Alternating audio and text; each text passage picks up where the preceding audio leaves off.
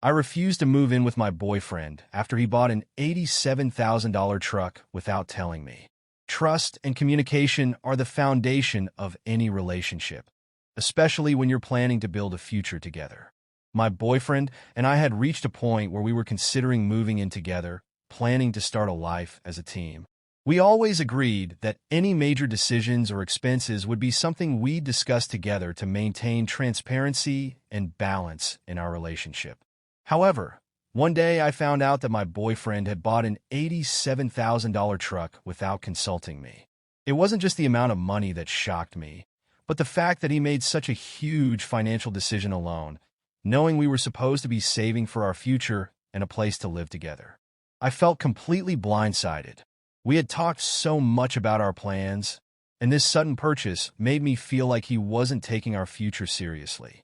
It wasn't about the truck itself, but about the lack of communication. How could we build a life together if he made such a major decision without even thinking to inform me? When I confronted him about it, he didn't seem to understand why I was upset. To him, it was just a purchase he wanted to make, and he felt that because it was his money, he didn't need to consult me.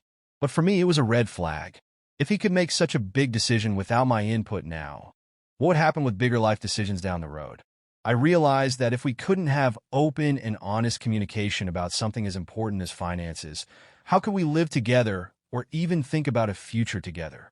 So, I made the difficult decision to put our plans on hold. I refused to move in with him, not because of the truck, but because I needed to be with someone who valued my opinion and respected the partnership we were supposed to have. In the end, it wasn't just about the truck, but about trust and the kind of relationship I want to build.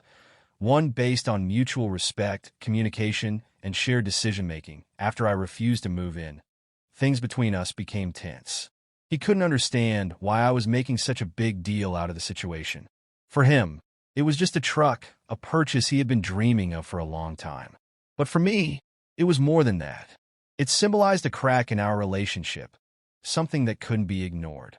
I tried to explain to him that when you're planning a life with someone, it's not just about what you want individually. It's about making decisions that benefit both people.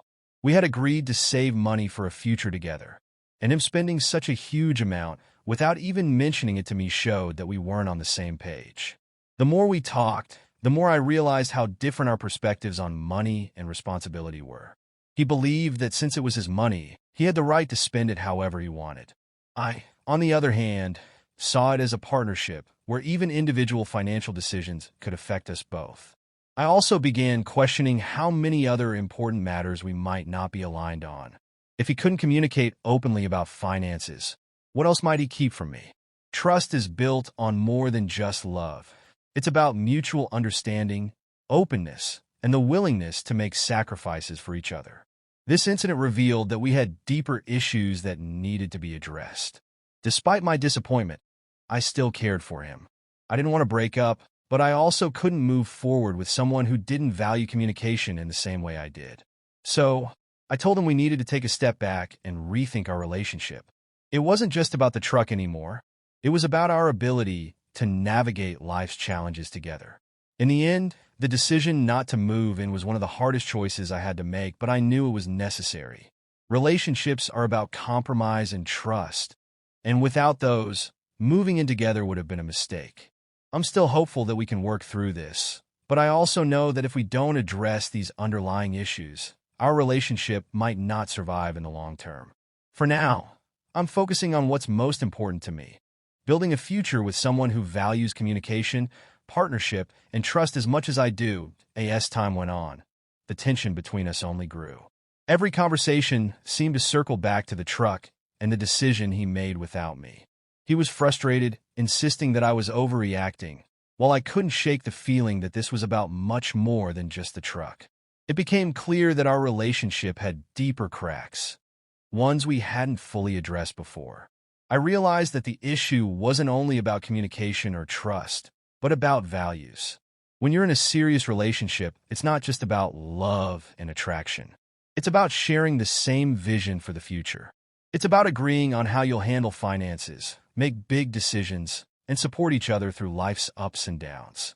In this case, we clearly had different ideas of what it meant to build a future together.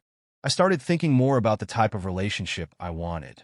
I want a partner who respects me enough to involve me in the big decisions, someone who sees me as an equal in the relationship. It wasn't about controlling how he spent his money. It was about feeling like my opinions and feelings mattered in our relationship. I needed to feel like we were working as a team, and this incident had shattered that sense of unity. The truck was a symptom of a bigger problem, one where we weren't truly aligned on how we would handle life's challenges together. It made me question if we were really ready to move in or if we were rushing into something without fully understanding what living together would entail. Sharing a home isn't just about splitting the rent and chores. It's about sharing a life and making compromises when necessary. And that requires a strong foundation of trust and communication. As much as I cared about him, I couldn't ignore the doubts that kept creeping in. I started to question whether he really saw me as a partner or just someone who was along for the ride while he made his own choices. Relationships require sacrifice and compromise, and I began to wonder if he was capable of that kind of commitment. In the end, I decided to take some time for myself. I needed space to think about what I really wanted and whether this relationship was the right fit for me in the long term. It wasn't an easy decision, but I knew it was the right one.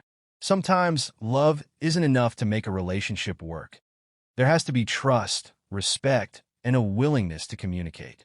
While I haven't closed the door on our relationship completely, I've made it clear that if we're going to move forward, things need to change. We need to have honest conversations about our future, about how we'll handle money, decisions, and challenges together. Without that, I can't see us building a life as equals.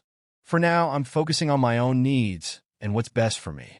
I hope that with time, we can rebuild the trust that was lost, but if not, I've come to terms with the fact that I deserve a relationship built on respect, communication, and partnership.